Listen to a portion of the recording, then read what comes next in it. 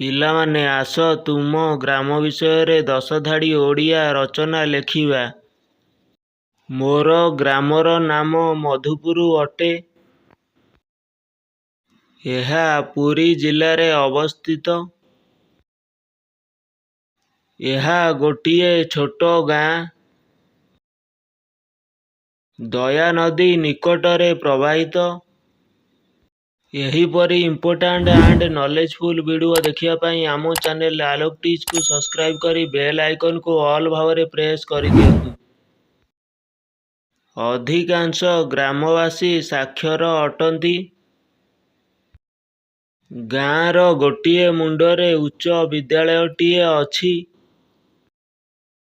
ଏହାର ମଧ୍ୟ ଗୋଟିଏ ଡାକ୍ତରଖାନା ଓ ଗୋଟିଏ ଡାକଘର ଅଛି।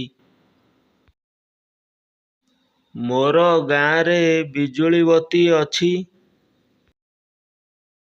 ଏହା ସର୍ବଦା ସଫା ସୁତୁରା ଅଟେ। ନିକଟରେ ଏହା ଭଳି କୌଣସି ଗାଁ ନାହିଁ।